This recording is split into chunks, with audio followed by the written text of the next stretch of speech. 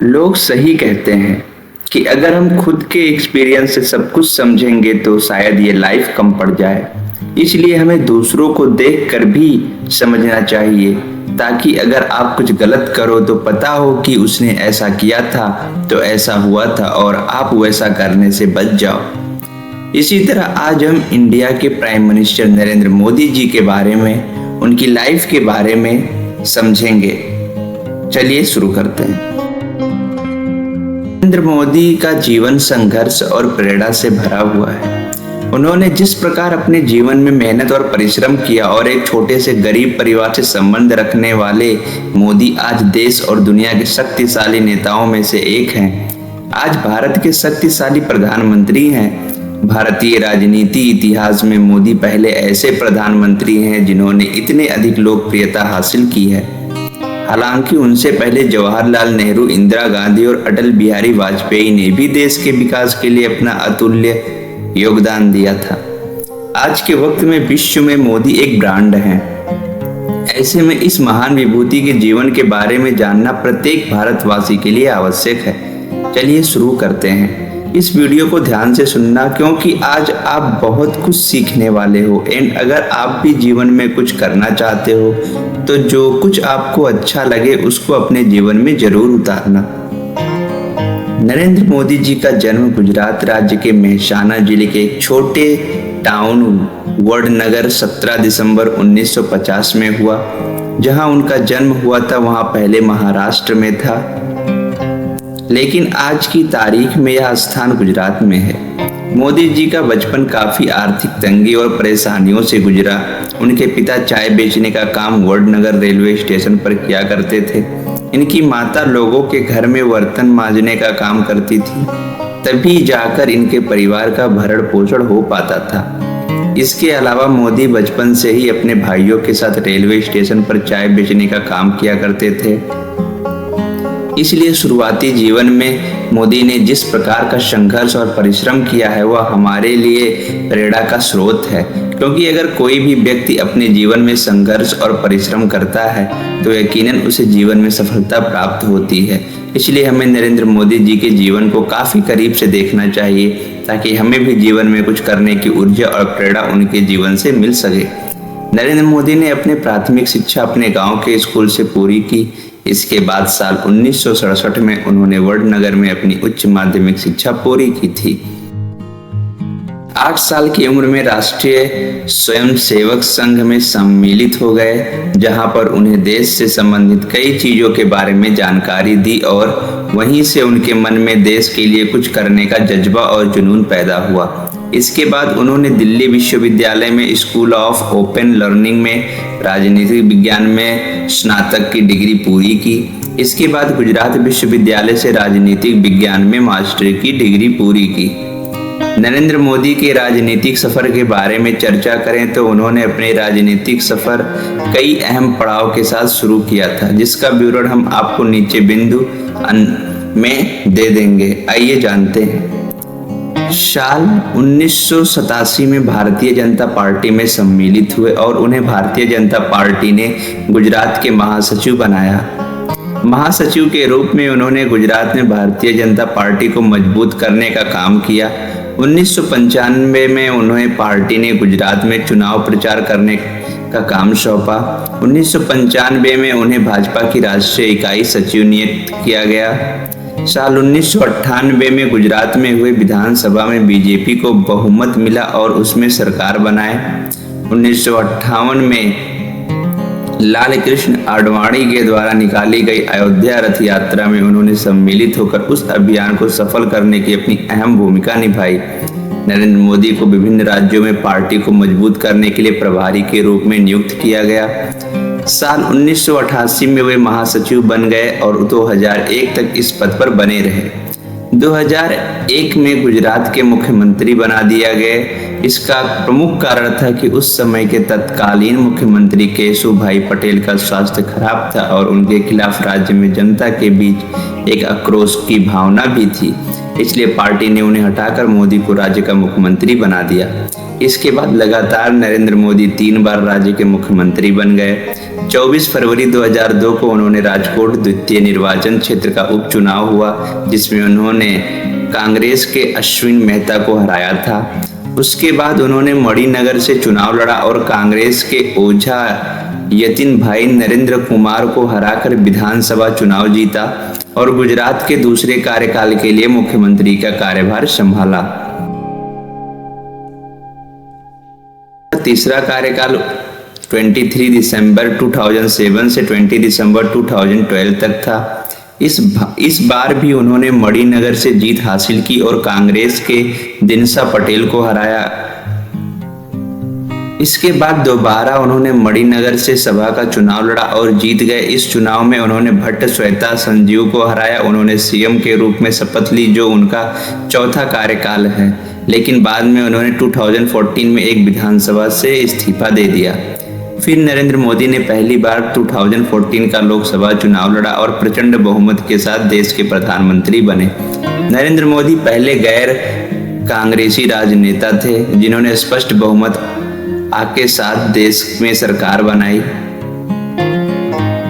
2019 में दोबारा से देश में लोकसभा का चुनाव हुआ और इस बार मोदी को 2014 के मुकाबले बहुत ज्यादा सीटें प्राप्त हुई और उन्होंने दूसरे कार्यकाल के लिए देश के प्रधानमंत्री के रूप में शपथ ग्रहण किया। इसके साथ ही उन्होंने देश में एक नया कारनामा स्थापित किया। नरेंद्र मोदी पहले ऐसे गैर कांग्रेसी नेता हैं जिन्होंने लगातार 2 बार देश की सत्ता हासिल की है। सबसे अहम बात रही कि उन्होंने दोनों बार स्पष्ट बहुमत हासिल किया है सरकार बनाने के लिए। सन 2007 में इंडिया टुडे मैगजीन द्वारा किए गए सर्वे में उन्हें सर्वश्रेष्ठ मुख्यमंत्री का अवार्ड दिया गया। सन 2009 में एफडी मैगजीन में उन्हें FDI personality of the year पुरस्कार से नवाजा। सन 2012 में जारी टाइम्स एशियाई एडिशन के कवर पेज पर मोदी जी की फोटो छप गई थी। सन 2014 में मोदी जी का नाम फोर्ब्स मैगजीन के द्वारा जारी सूची में उनका नाम 15 नवंबर पर था। यह लिस्ट दुनिया की प्रभावशाली 100 लोगों की लिस्ट थी। सन 2015 में ब्लूमबर्ग मार्केट मैगजीन में मोदी का नाम दुनिया के प्रभावशाली लोगों की सूची में 13वें नंबर पर था। 2015 साल टाइम मैगजीन द्वारा जारी इंटरनेट सूची में ट्विटर और फेसबुक दूसरे ऐसे नेता के रूप में उन्हें सम्मानित किया गया जिसे सबसे अधिक लोग फेसबुक पर फॉलो करते थे। सन 2014 एवं 2016 में मोदी जी का नाम टाइम मैगजीन के पाठक सर्वे विजेता के रूप में घोषित किया गया। साल 2016 में ही अप्रैल माह की 3 तारीख को मोदी जी को सऊदी अरबिया का सर्वोच्च नागरिक पुरस्कार अब्दुलाजिज अल सऊद के आदेश पर दिया गया था।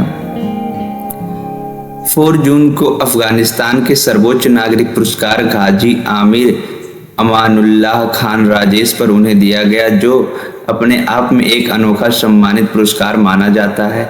साल 2014, 15 एवं 17 में भी मोदी जी का नाम टाइम मैगजीन में दुनिया के 100 सबसे प्रभावशाली लोगों में शामिल था एवं सन 2015, 16 एवं 18 के फोर्ब्स मैगजीन में दुनिया के 9 सबसे शक्तिशाली लोगों में शामिल था। 2018 में इन्हें विदेशी डिग्रीट्रिस के लिए पैलेस्टाइन का सर्वोच्च नागरिक पुरस्कार पैलेस्टाइन राज्य के ग्रैंड कोलार उन्हें प्रदान किया गया था। 27 सितंबर 2018 को नरेंद्र मोदी जी को चैंपियंस ऑफ अर्थ अवार्ड प्रदान किया गया था, जो कि यूनाइटेड नेशन का सर्वोच्च पर्यावरण सम्मान है। साल 2018 में अंतर्राष्ट्रीय सहयोग और ग्लोबल आर्थिक विकास को बढ़ावा देने के लिए मोदी जी के योगदान के लिए उन्हें सियोल शांति पुरस्कार से सम्मानित किया गया है। सन 2019 को मोदी जी ने प्रतिष्ठित सियोल शांति पुरस्कार 2018 प्राप्त किया और 2019 मोदी जी का नाम दुनिया की सबसे बड़ी स्वास्थ्य सेवा योजना शुरू करने के कारण उनका नामांकन नोबेल शांति उस कार्य के लिए किया गया था। 2014 में लोकसभा चुनाव में देश की जनता ने प्रचंड बहुमत से उन्हें देश का प्रधानमंत्री बनाया। उनके प्रधानमंत्री बनने के बाद देश में लोगों को उनसे अधिक उम्मीदें थी। क्योंकि प्रधानमंत्री बनने के पहले मोदी जी ने देशवासियों की आकांक्षाओं को पूरा करने का वादा किया था। सत्ता में आने के बाद उन्होंने विदेशी व्यवसायों को भारत में निवेश करने के लिए प्रोत्साहित किया। मोदी जी ने भारत में बिजनेस मॉडल को इतना सहज और आसान कर दिया कि बाहरी कंपनियां भारत में अधिक से अधिक विदेशी निवेश कर सकें। इससे भारतीय अर्थव्यवस्था को मजबूती मिल सके। इसके अलावा उन्होंने देश में सामाजिक कल्याण कार्यक्रमों पर अधिक पैसा खर्च किया ताकि देश के नागरिकों का जीवन स्तर ऊंचा और अच्छा बन सके। स्वास्थ्य सेवा की तरफ अधिक ध्यान केंद्रित किया। इसके अलावा मोदी जी ने हिंदुत्व, पर्यावरण एवं शिक्षा को प्रोत्साहित करने के लिए भी कई कार्य किए। सबसे बड़ी बात है कि नरेंद्र मोदी देश ऐसे प्रधानमंत्री थे जिन्होंने प्रधानमंत्री शपथ लेने के बाद अयोध्या जाने का फैसला किया कि भारतीय राजनीति में ऐसे बहुत ही कम प्रधानमंत्री हुए हैं जिन्हें मंदिर में जाते हुए देखा गया है, क्योंकि उन्हें इस बात का डर है कि अगर वह मंदिर में जाएंगे तो उन्हें मुस्लिम वोट नहीं मिलेंगे। लेकिन मोदी ने उन सभी बातों को किनारे करते हुए अपने धर्म के प्रति निष्ठा और समर्पण की भावना रखे। यही कारण है कि नरेंद्र मोदी हिंदुओं में बहुत ज्यादा ही लोकप्रिय नेता हैं। 2019 प्रदेश में लोकसभा का चुनाव हुआ तो उस चुनाव में नरेंद्र मोदी को प्रचंड बहुमत हासिल हुई। 2014 में के मुकाबले इस चुनाव में नरेंद्र मोदी जी की पूर्ण बहुमत के साथ 303 सीट प्राप्त कर सरकार बनाई। इसके अलावा वह पहले ऐसे गैर कांग्रेसी राजनेता थे जिन्होंने लगातार 2 बार प्रचंड बहुमत के साथ जीत हासिल की, क्योंकि उनसे पहले इंदिरा गांधी और जवाहरलाल नेहरू के नाम पर ही ऐसा रिकॉर्ड दर्ज है। चुनाव जीतने के बाद नरेंद्र मोदी ने कहा कि भारत की जनता ने इस बार अपनी प्रधानमंत्री खुद चुना है। उन्नत भारत के लिए लोगों को मोदी जी से बहुत उम्मीद है। मोदी जी ने भी कहा, सबका साथ, सबका विकास और सबका विश्वास मंत्र के द्वारा देश ने हमें इतना प्रचंड बहुमत दिया है। हम सभी को उनके आशाओं के लिए काम करना होगा, तभी जाकर हमारी जीत सफल मानी जाएगी। नरेंद्र मोदी के अगर हम महत्वपूर्ण निर्णय के बारे में चर्चा करें तो उन्होंने अपने पूरे प्रधानमंत्री के कार्यकाल में कई क्रांतिकारी निर्णय लिए हैं, जिसके कारण देश आज हमारा सशक्त और मजबूत बना है। उन सभी महत्वपूर्ण निर्णय के बारे में हम नीचे आपसे चर्चा करेंगे। आइए जानते हैं। नरेंद्र मोदी जब देश के प्रधानमंत्री बने हैं, उन्होंने इस बात को महसूस किया कि देश में भ्रष्टाचार की जड़ें काफी अंदर तक संभावित हैं। ऐसे में अगर उन्हें समाप्त करना है तो सबसे पहले काले धन को देश से समाप्ति की ओर ले जाना होगा, तभी जाकर देश में भ्रष्टाचार को कम किया जा सकेगा। इस दिशा में उन्होंने नोटबंदी का सबसे ऐतिहासिक फैसला जारी किया, जिसमें 500 और 1000 के पुराने नोट बंद कर दिया गया और उनके स्थान पर 500, 2000 के नोट जारी किए गए ताकि देश में भ्रष्टाचार को समाप्त किया जा सके। उनका यह फैसला काफी सफल साबित हुआ और देश में भ्रष्टाचार को कम करने में इस फैसले ने अहम भूमिका निभाई थी। नरेंद्र मोदी ने देश में सबसे पहले एक टैक्स प्रणाली को लागू किया ताकि लोगों को अधिक टैक्स देने से मुक्त किया जा सके। इसलिए उन्होंने देश में जीएसटी को लागू किया, जिसके तहत एक ही टैक्स सभी देश में मान्य होगा और सभी लोग एक ही टैक्स सरकार को देंगे। जब पाकिस्तान के द्वारा भारत में उड़ी हमला किया गया था तो देश में एक आक्रोश का माहौल था। ऐसे में देश के प्रधानमंत्री नरेंद्र मोदी जी के दिल में भी इस घटना के बाद काफी क्रोध और आक्रोश की भावना थी। इसलिए उन्होंने पाकिस्तान को सबक सिखाने के लिए सर्जिकल स्ट्राइक किया, जो काफी सफल रहा और हमारे देश के सैनिकों ने पाकिस्तान अधिकृत कश्मीर में जाकर आतंकवादियों को मारकर उस घटना का बदला लिया था। स्ट्राइक के बारे में कुछ समझते हैं। इसके बाद उन्होंने साल 2019 में फरवरी में हुए पुलवामा हमले के बाद देश के सभी सुरक्षा बलों को पाकिस्तान के खिलाफ कोई भी कार्रवाई करने की खुली छूट दी गई थी। इसके बाद भारतीय वायुसेना ने पाकिस्तान अधिकृत कश्मीर पीओके में एयर स्ट्राइक कर आतंकवादियों को ठिकानों को तबाह कर दिया था, जिसमें कई आतंकवादी मारे गए थे। जिसके बाद देश और दुनिया में इस बात की चर्चा होने लगी कि भारत अपने सुरक्षा को लेकर काफी सशक्त और मजबूत है और अगर कोई भारत के ऊपर बुरी नजर रखने का हिम्मत करेगा तो भारत उसका कड़ा जवाब देगा। चलिए धारा 370 की समाप्ति के बाद करते हैं। पिछले 75 सालों से कश्मीर में आतंकवादी घटना तेजी के साथ घटित हुई थी। इसका प्रमुख कारण था कि वहां पर धारा 370 का लागू होना, क्योंकि इस कानून के मुताबिक वहां पर भारतीय कानून लागू नहीं होता था और आतंकवादी संगठन के लोग आसानी से कश्मीर में आतंकवादी घटना को अंजाम दे पाते, क्योंकि वहां की सरकार भी आतंकवादी लोगों के साथ मिलीजुली रहती थी, जिसका खामियाजा वहां के बेकसूर लोगों को उठाना पड़ता था, क्योंकि आतंकवादी बेखौफ होकर बेकसूर लोगों की जान लेते थे। इसके बाद देश के प्रधानमंत्री ने कश्मीर से धारा 370 की समाप्ति की घोषणा संसद के द्वारा की थी, जिसके बाद कश्मीर में भारतीय कानून पूरी तरह से लागू हो गया, जिससे कश्मीर में आज के तारीख में काफी शांति है। 3 तलाक के बारे में समझते हैं। प्रधानमंत्री के कार्यकाल में मोदी जी ने मुस्लिम महिलाओं के लिए एक अहम कानून पारित किया, जिसके मुताबिक मुस्लिम महिलाओं को उनके पति आसानी से 3 तलाक बोलकर तलाक नहीं ले सकते हैं, बल्कि उसके लिए उनको कोर्ट में जाना होगा। इस प्रकार हिंदू धर्म में तलाक लेने की प्रक्रिया होती है, ऐसी प्रक्रिया का अनुसरण उन्हें भी करना होगा। मोदी जी के फैसले के मुस्लिम महिलाओं ने काफी तारीफ की, इसलिए हम कह सकते हैं कि 3 तलाक की समाप्ति मोदी जी का ऐतिहासिक निर्णय था। इसके अलावा सत्ता में आने के बाद प्रधानमंत्री ने अंतर्राष्ट्रीय योग दिवस की शुरुआत गुजरात में स्टैचू ऑफ लिबर्टी का निर्माण, राष्ट्रीय युद्ध स्मारक का निर्माण आदि भी है। इसके अलावा विदेशी निवेशों के साथ मिलकर भारत में बुलेट तेल लाने का काम भी किया। इसके दुनिया में भारत की विदेशी नीति को और भी तेजी के साथ कैसे प्रचारित और प्रसारित किया जा सके, उसी दिशा में भी उन्होंने काफी अच्छा काम किया है। उन्होंने अपने प्रधानमंत्री कार्यकाल में दुनिया के तमाम देशों में यात्रा की, ताकि भारत का दूसरे देशों के साथ संबंध और मजबूत हो सके, जिसका परिणाम है कि आज भारत की विदेश नीति का डंका पूरी दुनिया में बज रहा है। नरेंद्र मोदी के विदेशी मित्र।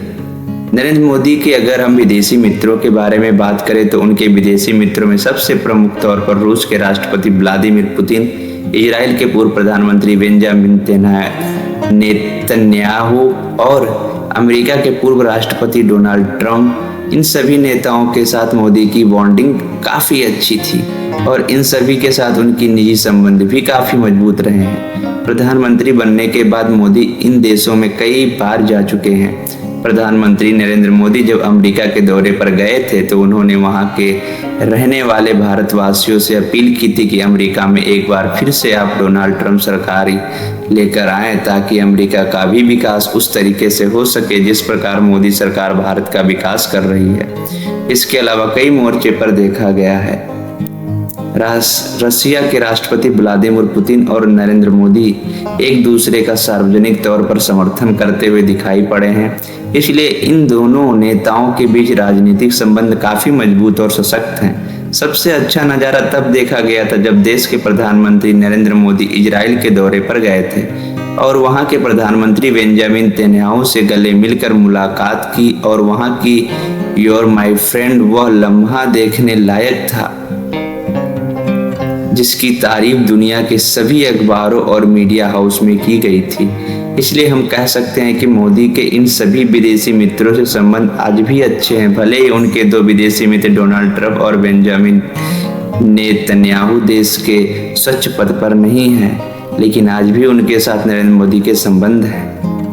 नरेंद्र मोदी की विदेशी यात्राओं के बात करें, 16-17 जून 2014 भूटान की यात्रा पर थे वो, जुलाई 2014 ब्राजील की यात्रा पर, नवंबर 2014 में ऑस्ट्रेलिया की यात्रा पर, अप्रैल 2015 में फ्रांस की यात्रा पर, अप्रैल 2015 में चीन की यात्रा पर, जुलाई 2015 में मध्य एशिया के देशों उज्बेकिस्तान, कजाकिस्तान, रूस, तुर्कमेनिस्तान, किर्गिस्तान और ताजिकिस्तान की यात्रा, अगस्त-सितंबर 2015 जापान में, अगस्त-सितंबर 2015 संयुक्त राज्य अमेरिका, तुर्की की यात्रा पर, दिसंबर 2015 में रूस की यात्रा पर, उज्बेकिस्तान, सितंबर 2016 चीन की यात्रा, लाओस की यात्रा।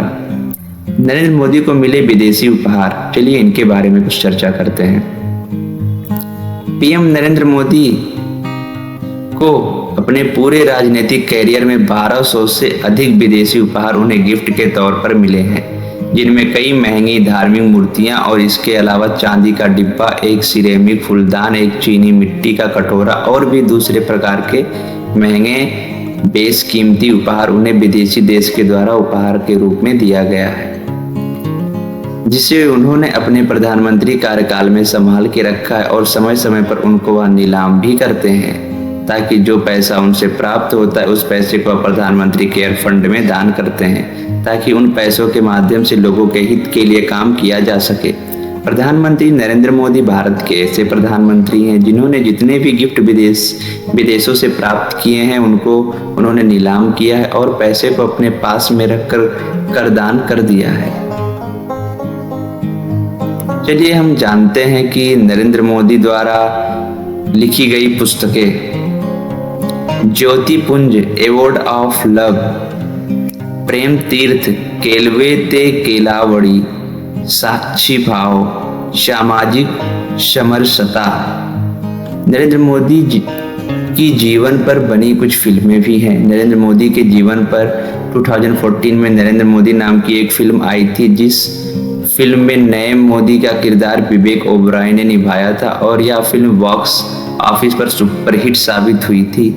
इस फिल्म में नरेंद्र मोदी के जीवन के हर पहलू को दिखाने का भरसक प्रयास किया गया था और इस फिल्म को दर्शकों के द्वारा काफी पसंद भी किया गया था। इस फिल्म के माध्यम से हमने जान पाया कि नरेंद्र मोदी का जीवन काल कैसा रहा और उन्होंने किस प्रकार संघर्ष और परिश्रम के बल चाय वाले से कैसे देश के प्रधानमंत्री बने।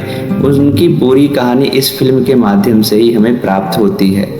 चलिए नरेंद्र मोदी की संपत्ति के बारे में बात करें तो नरेंद्र मोदी के कुल संपत्ति के बारे में अगर हम चर्चा करें तो उनके पास 2,23,00,000 की संपत्ति है। इसके अलावा उनके पास कोई भी आलीशान घर या गाड़ी नहीं है, ना कोई जमीन है।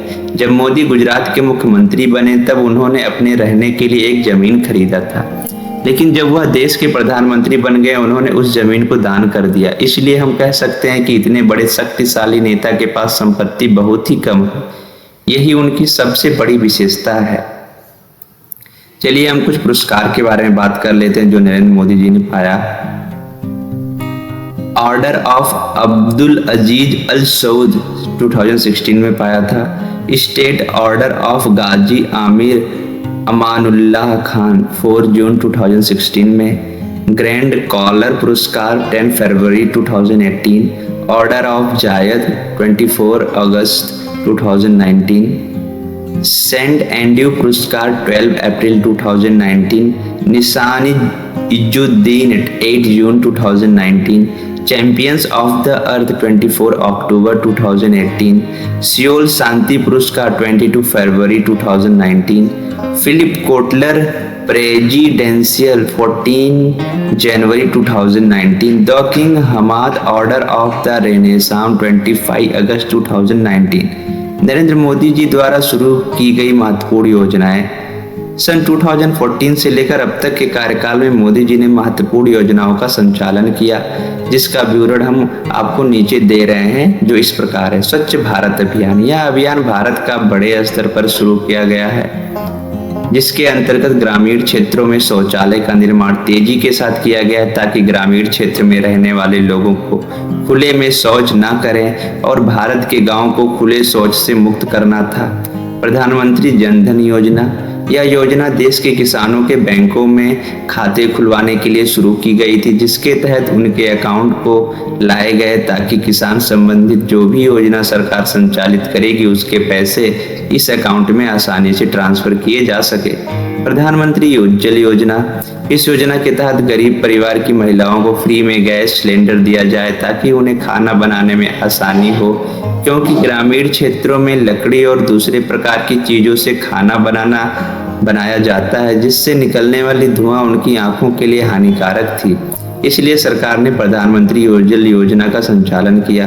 प्रधानमंत्री कृषि सिंचाई योजना। इस योजना के तहत फसलों की अच्छी तरह से सिंचाई हो सके एवं कृषि संबंधित सभी आवश्यकता को आसानी से पूरा किया जा सके, उसके उद्देश्य से इसका शुभारंभ किया गया था।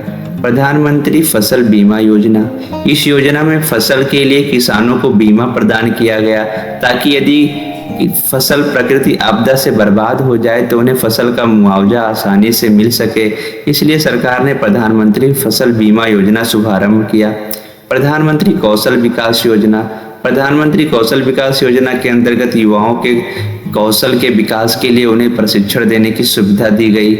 Make in India. प्रधानमंत्री मोदी जी ने सत्ता में आने के बाद कुछ बहुत ही अहम अभियान चलाए। उन्हीं में से एक मेक इन इंडिया अभियान था। इसके तहत स्वदेशी चीजों को प्रोत्साहित करना ताकि भारत आत्मनिर्भर बन सके। गरीब कल्याण योजना। इस योजना के तहत गरीबों को कल्याण एवं उन्हें बेहतर सुविधा प्रदान करने के लिए कार्य किया गया। सुकन्या समृद्धि योजना। इस योजना को शुरू करने का प्रधानमंत्री जी का उद्देश्य छोटी बच्चों का सशक्तिकरण करना था। इसके अलावा समाज में लड़कियां आगे बढ़ सकें उसके लिए इस सुकन्या समृद्धि योजना का शुभारंभ किया गया। प्रधानमंत्री आवास योजना। प्रधानमंत्री आवास योजना के अंतर्गत गरीबों को किस्तों के आधार पर खुद का घर बनने के लिए वित्तीय सहायता प्रदान की गई। ये सभी रहे कुछ जो नरेंद्र मोदी जी से जुड़े हों। अगर आपको लगता है कि आपने इसमें से कुछ सीखा और कुछ अच्छी चीजें जानने को पाई हमारे प्रधानमंत्री नरेंद्र मोदी जी के बारे में, तो चैनल को सब्सक्राइब करें ऐसे ही नए नए वीडियो के लिए। और अगर आप किसी और के बारे में भी जानना चाहते हैं इन डिटेल्स में, तो आप कमेंट बॉक्स में कमेंट करें कि आप किसके बारे में जानना चाहिए। और हाँ, again like share and subscribe करना मत भूलिएगा ताकि आप नए अपडेट को मिस ना कर दें। चलिए मिलते हैं नए वीडियो के साथ। और हाँ, ये हमेशा याद रखना कि ऊपर वाला आपको वो देता है जो आपको जरूरत होती है, वो नहीं देता जो आपको अच्छा लगता है। ये हमेशा याद रखना, जीवन में बहुत काम आएगी। चलिए मिलते हैं अब नए वीडियो में। धन्यवाद।